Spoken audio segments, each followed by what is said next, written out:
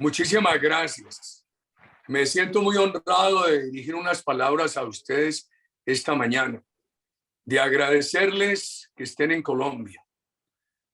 Y al saludarlos, tengo que empezar por expresar mi solidaridad a ustedes y el rechazo a los actos de violencia de ayer.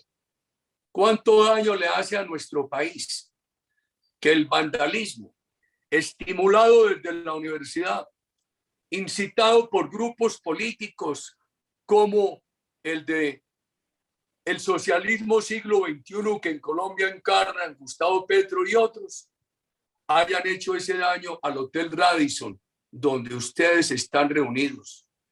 No miden las consecuencias. Esa noticia recorre el mundo, le hace muchísimo daño a Colombia, a la imagen de nuestro país. Muchas personas al ver esas noticias dicen, no vamos a Colombia, queríamos ir a Colombia a invertir, queríamos ir a Colombia a hacer turismo, pero nos abstenemos de ir. Esta violencia ha hecho daño, mucho daño, queridos amigos. Miren, este país en el siglo pasado tuvo el mejor manejo macroeconómico de América Latina. Aquí no hubo hiperinflación. El país tuvo el buen cuidado de no endeudarse con los recursos de la bonanza petrolera del Medio Oriente, que causaron una profunda crisis de deuda en América Latina. Este país nunca incurrió en default. Y uno se pregunta, ¿por qué este país, con un buen manejo macroeconómico, no pudo avanzar suficientemente en el tema del crecimiento, en el tema de la equidad, de la superación de la pobreza? Por la violencia. En los años en que hubo menos violencia, por ejemplo, cuando se instaló el Frente Nacional y se superó la violencia partidista, antes de que cogiera todo ese ímpetu que tuvo la violencia narcoterrorista, este país vio rebajar bastante la pobreza, pero eso se estancó y volvió a crecer con el auge de la violencia narcoterrorista. Aquí puedo decirles lo siguiente: a pesar de muchos sociólogos y economistas y analistas, la historia de Colombia muestra que la violencia ha sido más determinante en la pobreza que la pobreza en la violencia. Esa violencia nos llevó a un círculo vicioso sumamente grave. Más violencia, menos inversión, más pobreza. El esfuerzo que nosotros hicimos fue tratar de cambiar ese círculo por uno virtuoso: más seguridad, más inversión, menos pobreza. En efecto, los gobiernos que presidí, que no dejaron a Colombia convertida en una maravilla. Yo no soy amigo de magnificar logros de gobierno. Simplemente hablé de pollitos, de embriones, de avances.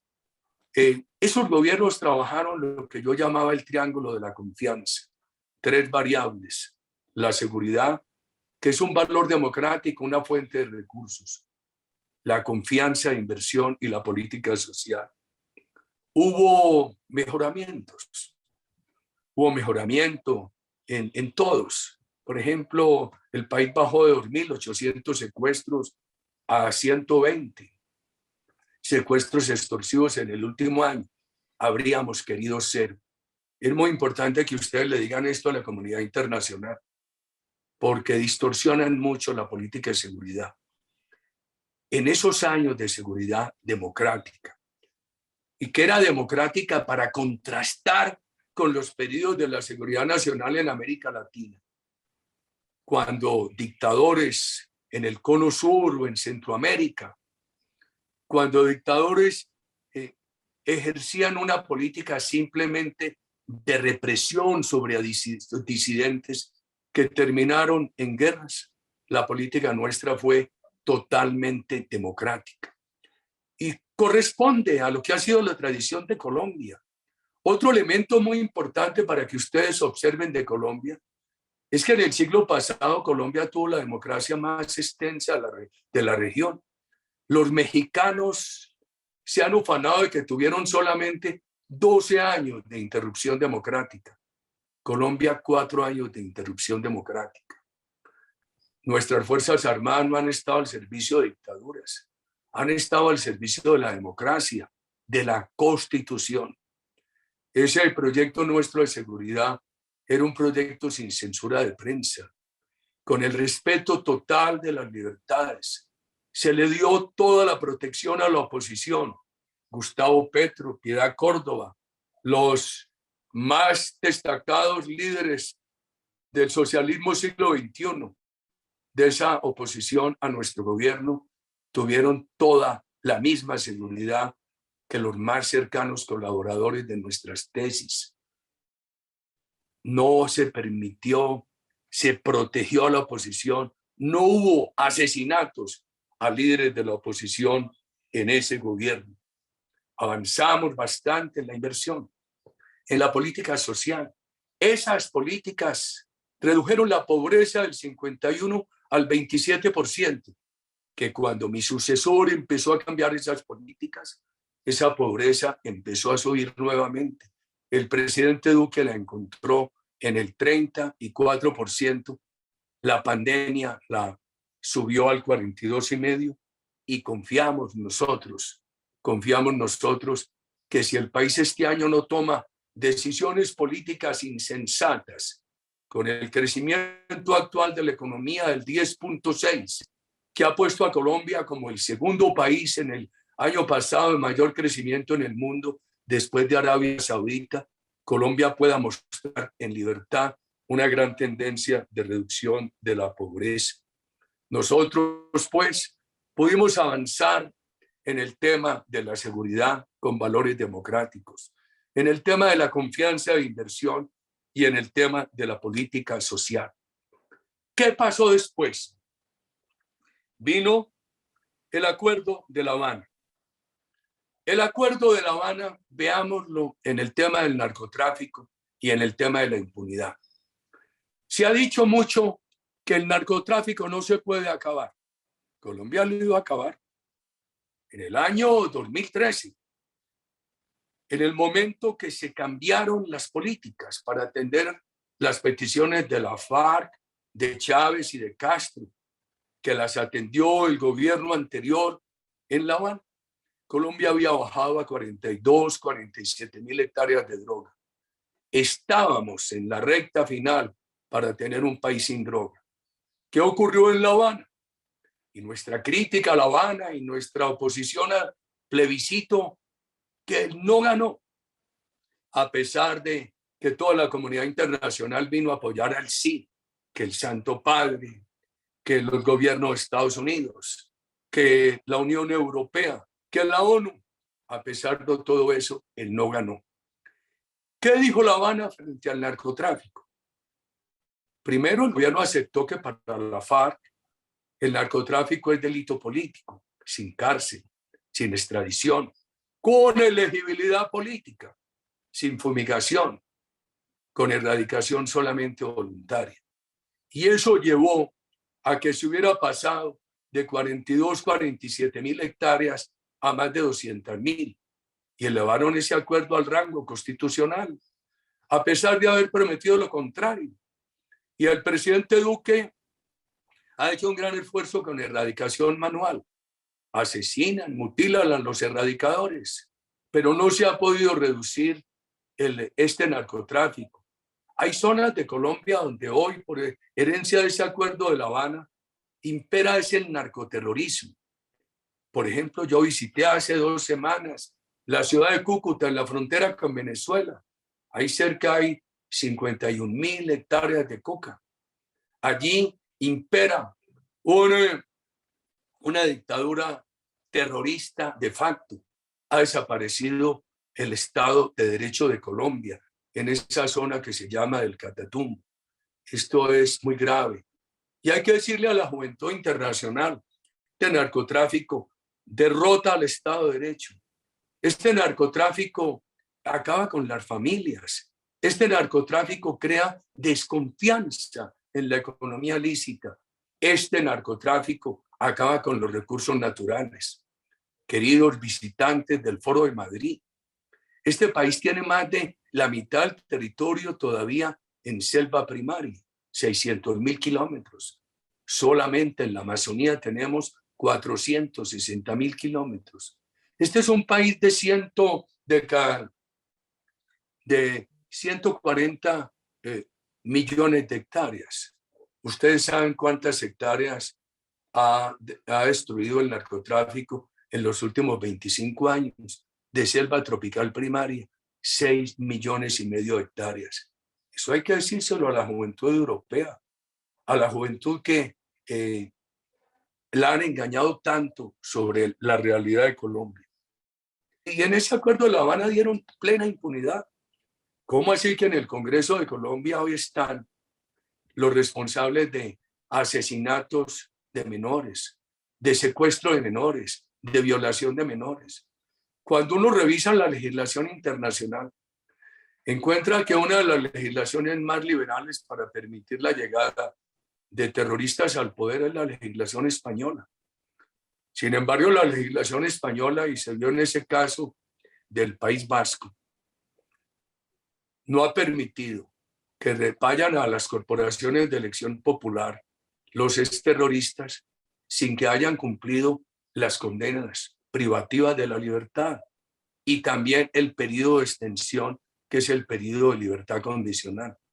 Aquí llegaron al Congreso terroristas condenados por los peores delitos y siguen allí responsables de el secuestro de menores, del reclutamiento de menores, de la violación de menores. Y eso da un mal ejemplo.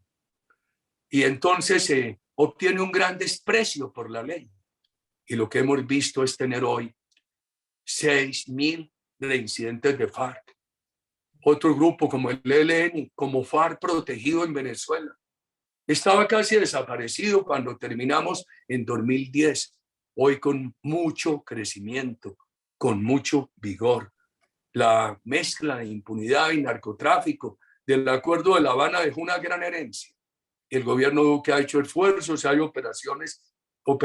habido operativos muy importantes, y yo con el respeto, el cariño, el aprecio al presidente, creo que Colombia tiene una tarea de seguridad muy, muy superior.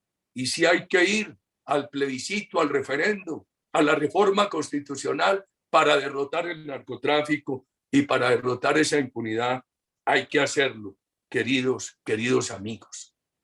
Y entonces viene el tema de Venezuela. ¿Qué mejor que pudiéramos estar integrados?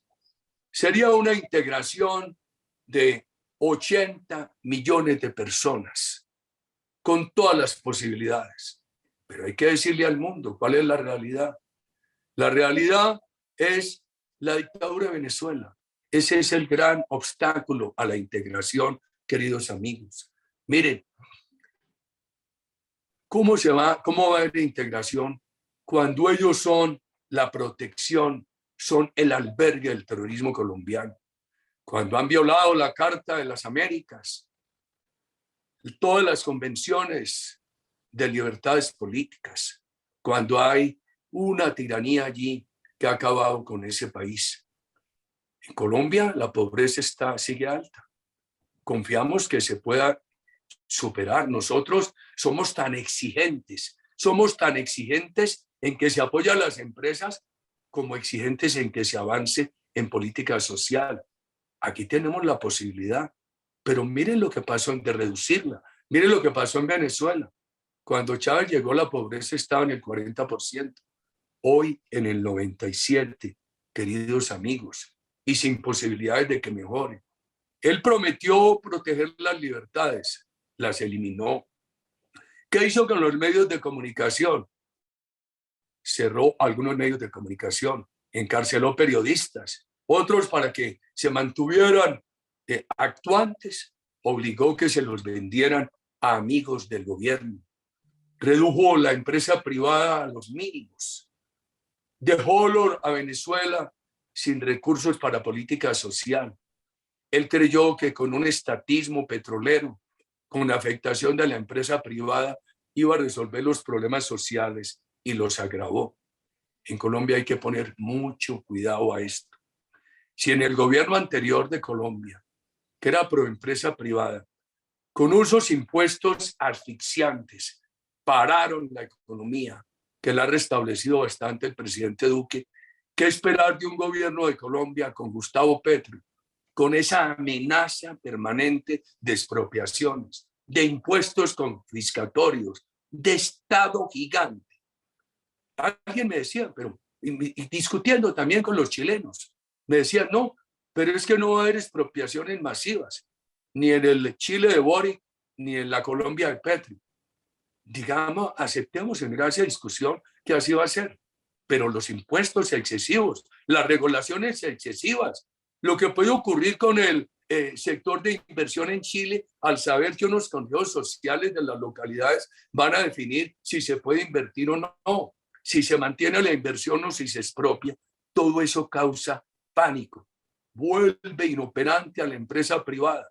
Y la única fuente de recursos para resolver los problemas sociales es la empresa privada. Una empresa privada ausente por la expropiación o inoperante por los impuestos confiscatorios, por las regulaciones asfixiantes, deja sin nutrir de recursos a la política social. Se necesita esa imbricación, esa mutua implicación entre empresa privada y política social. No en vano nuestro temor a lo que puede ser un gobierno de Gustavo Petro en Colombia. Y veamos los otros socialismos del siglo XXI. A mí me llamaba mucho la atención en el gobierno Correa, que mientras allá tenían un sistema tributario más amable que el nuestro, allá no había inversión y aquí mucha. Y me puse a estudiar por qué.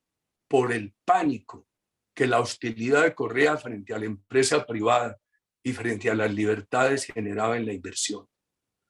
Ojalá Ecuador permanezca largo tiempo en esta etapa de recuperación liderada por el presidente Lasso. Y veamos el tema de Bolivia. A uno le dice, pero es que la economía boliviana sigue bien, pero las libertades atrofiadas, una afectación sustancial de la independencia de ramas del poder. La justicia es determinada por el Ejecutivo. Basta mirar el caso de la señora expresidente que está injustamente en la cárcel. Y repasemos Nicaragua. Oía a muchos empresarios latinoamericanos decir, vamos a invertir en Nicaragua, que Nicaragua está muy bien, que allí Ortega nos invita, nos dice hagan negocios, ganen dinero, no intervengan en política. Y fueron muchos felices a invertir en Nicaragua. Pero es que estos socialismos del siglo XXI saben cómo atraer, hacer la trampa e ir estrangulando las libertades y la empresa privada. ¿A qué llegaron a dar? Al encarcelamiento de los líderes de la empresa privada, al encarcelamiento de los más importantes candidatos presidenciales de oposición a Ortega y a una situación económica de bastante depresión, queridos amigos. Todas las variantes del socialismo siglo XXI son funestas. Y en Colombia hoy hay un engaño, porque ahora el doctor Petro aparece de pelea con Maduro, cuando Petro y Chávez eran almas gemelas y tenían toda esa identificación en las políticas.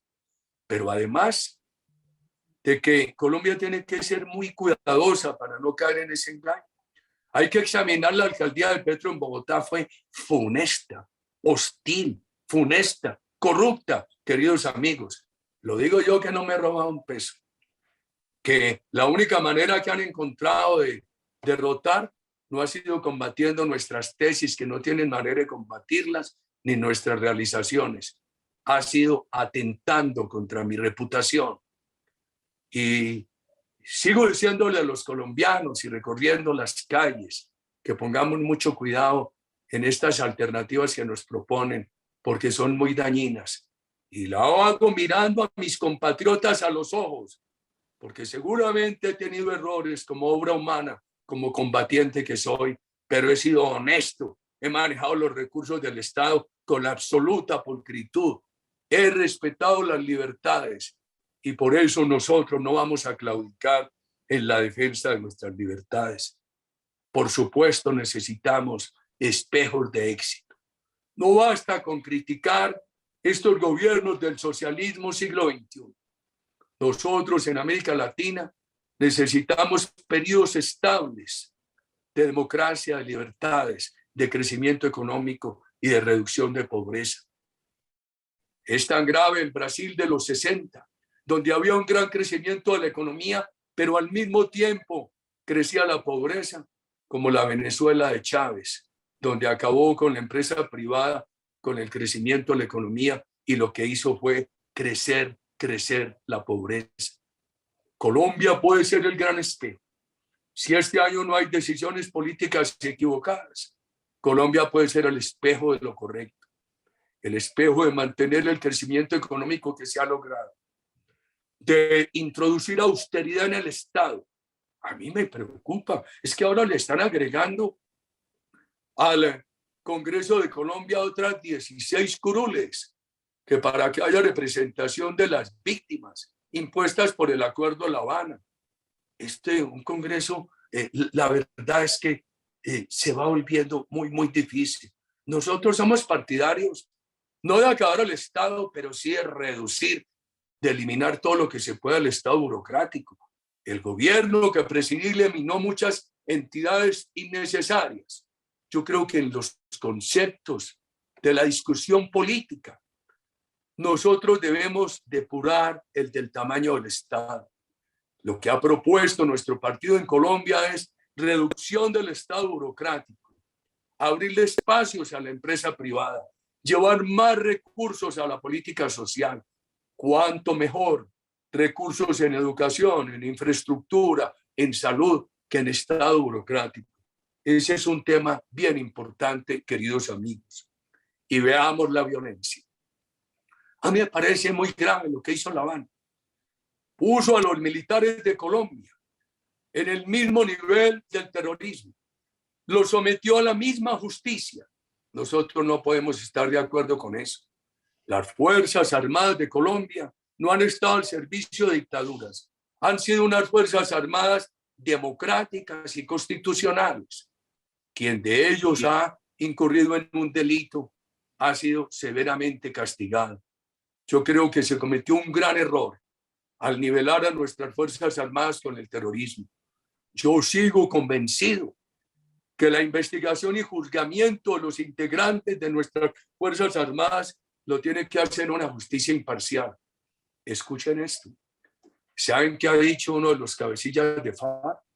El señor Rodrigo Londoño, desmovilizado, y que uno cree que está desmovilizado de buena fe.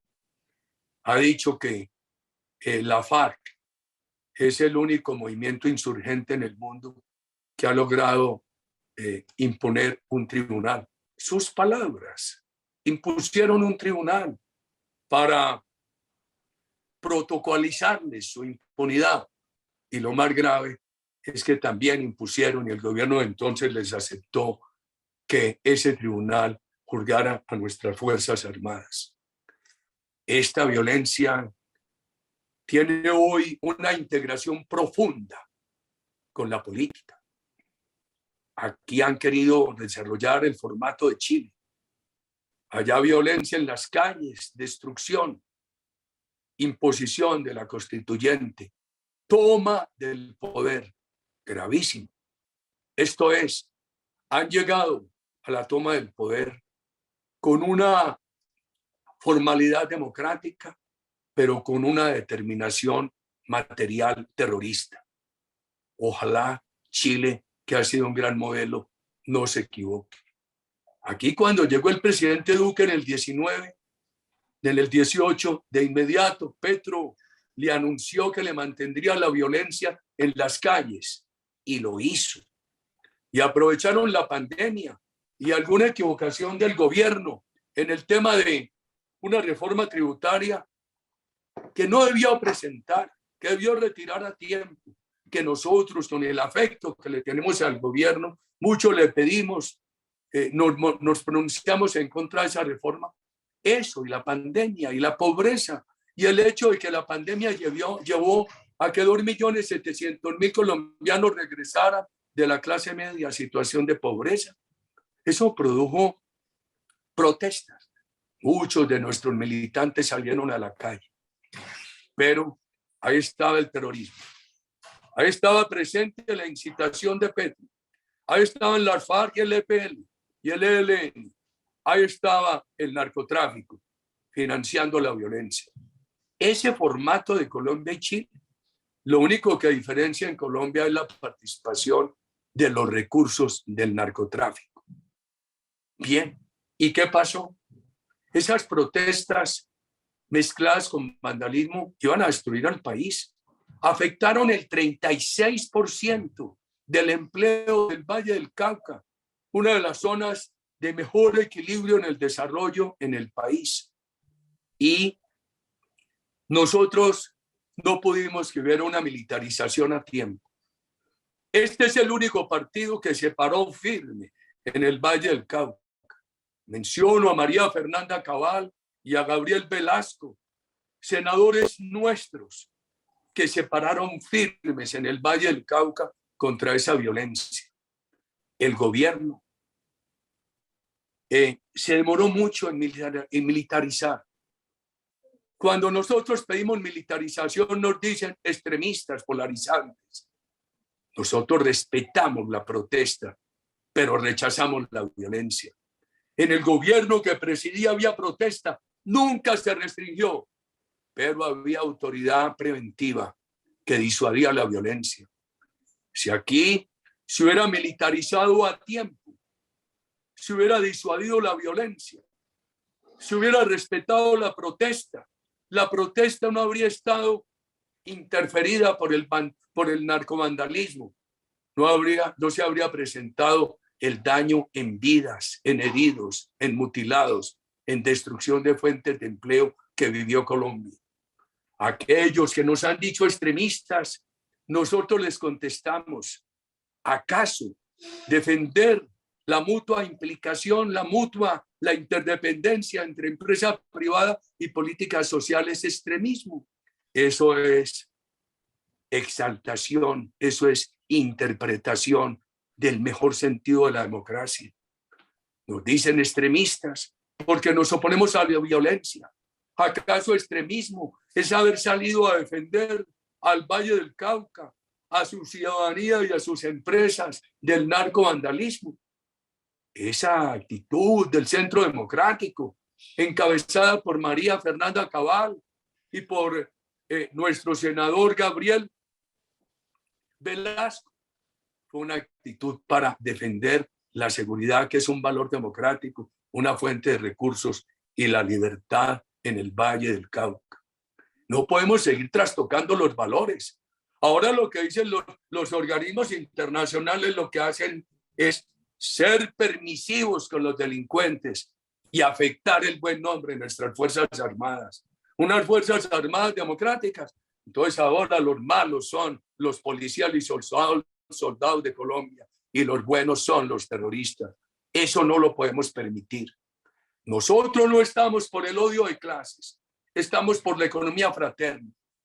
Protegemos por igual el emprendimiento que las políticas sociales. Abogamos por la disminución de impuestos a las empresas. El presidente Duque ha hecho un gran avance, pero también propusimos y se aprobó la ley de la República que reduce la jornada de trabajo de 48 o 42 horas sin afectar los ingresos de los trabajadores. A los jóvenes les digo que repetimos la política de las 3 E: educación, empleo, emprendimiento.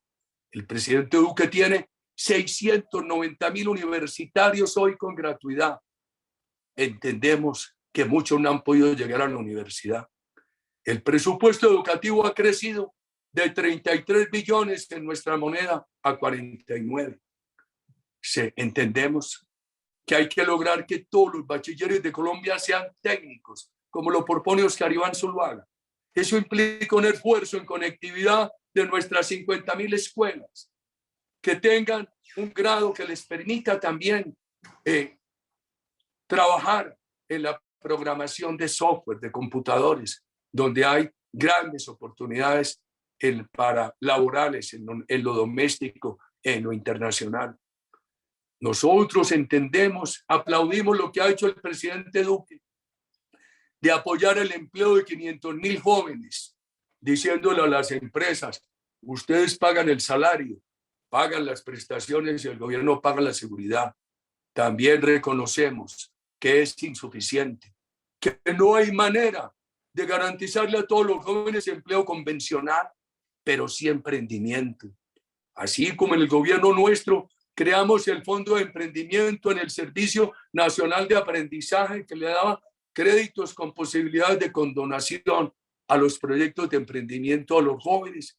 Hoy nuestro partido le dice a la juventud, queremos tener un programa de emprendimiento en cada universidad y que cuando un joven obtenga, alumno o exalumno, la certificación de su proyecto, eso le dé inmediatamente acceso automático a los fondos de garantía del Estado, a los recursos de crédito, a los recursos de emprendimiento.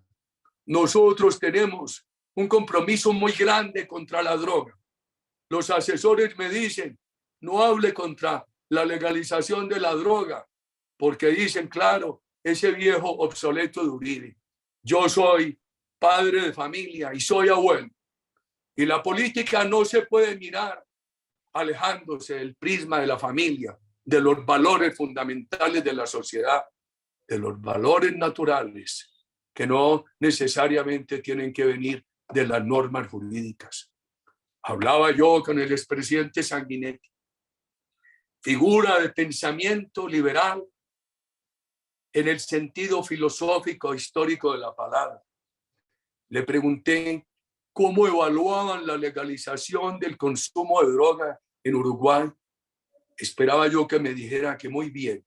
Me dijo que muy mal. Que hay 22 farmacias, pero que ha crecido enormemente el mercado ilegal y el consumo a partir de la marihuana y el escalamiento a otras drogas. Y ese país, que era la Arcadia en nuestro continente, empieza a tener fenómenos de violencia que asustan bastante a los uruguayos. Una cosa es la utilización de la droga por fines científicos, medicinales. Otra cosa es la utilización de la droga recreativa.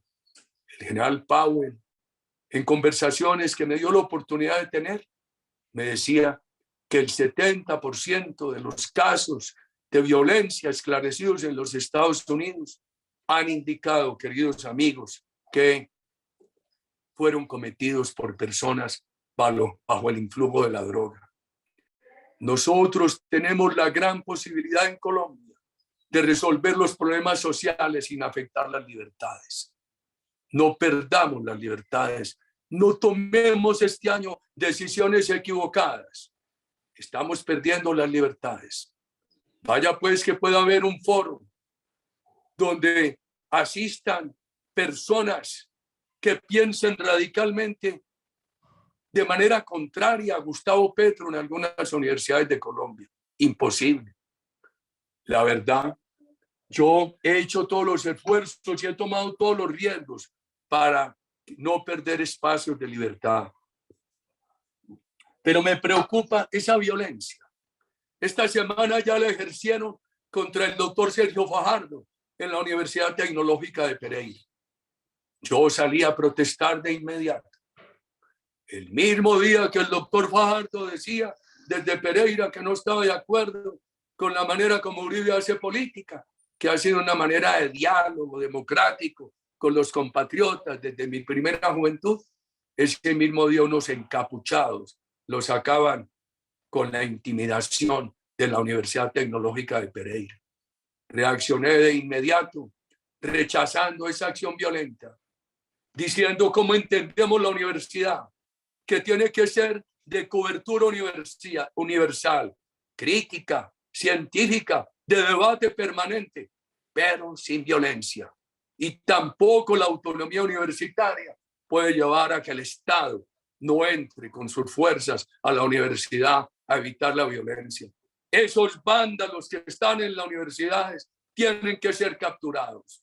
Aquí hay una primera línea de violentos. Nosotros le pedimos a la juventud colombiana y del Centro Democrático que sea la primera línea de la cultura, la primera línea del deporte, la primera línea de la educación, la primera línea del emprendimiento, la primera línea de la defensa de las libertades democráticas. Lo que ha pasado esta semana tiene varias interpretaciones. Cuidado, recuerden al poeta alemán. Podemos hacer algún símil. Aquellos que han sido indiferentes frente a esta violencia, frente a este cercenamiento de las libertades en la universidad, o los que han asumido una actitud apaciguadora, empiezan a ser víctimas de esa violencia en las universidades que anula la ciencia, que simplemente prolonga la educación del adoctrinamiento, que crea resentimiento y no abre las avenidas del entendimiento, del relacionamiento social, de la imaginación democrática. El daño contra el Hotel Radisson, por la presencia allí del Foro de Madrid, le hace un enorme daño a Colombia. Entonces uno se pregunta, solamente, entonces, ¿puede reunirse el Foro de Sao Paulo y el Foro de Puebla? Y si se reúne el Foro de Madrid, ¿hay que atacarlo violentamente? No, lo rechazamos de manera contundente. Yo estoy en medio de mis dificultades, de un proceso judicial injusto, porque miro a mis compatriotas a los ojos, no me roba un peso. He procedido siempre con respeto de la Constitución y de la ley. He sido enérgico. Es que, ¿será que no van a perdonar que aquí se debilitó totalmente la guerrilla? Se redujo totalmente el narcotráfico. Se acabó en mi gobierno el fenómeno paramilitar.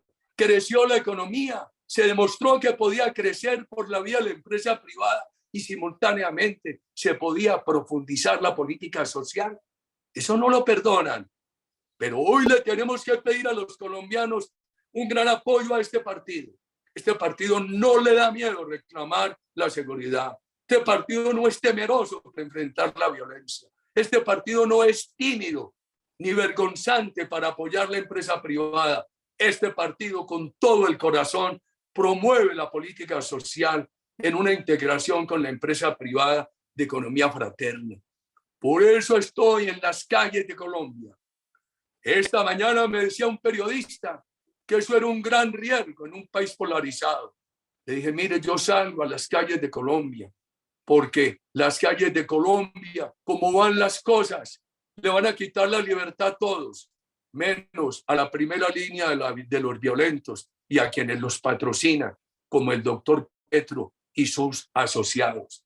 Sigamos en las calles de Colombia, hablando con nuestros compatriotas, resistiendo la agresión y el insulto, respondiendo solamente con nuestra actitud propositiva a las libertades. Queridos amigos del Foro de Madrid, bienvenidos a Colombia. Nosotros seguimos en la lucha. Creemos que este país tiene la gran oportunidad de superar la pobreza sin afectar las libertades. Muchas gracias.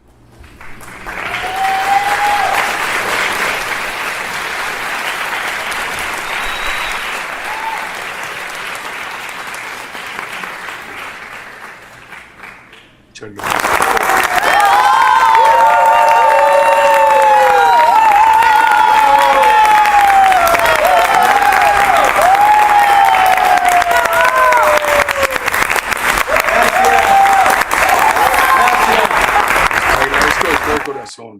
Y todos los éxitos en sus deliberaciones.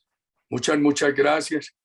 Entonces, me despediría de ustedes con enorme gratitud. Buen día.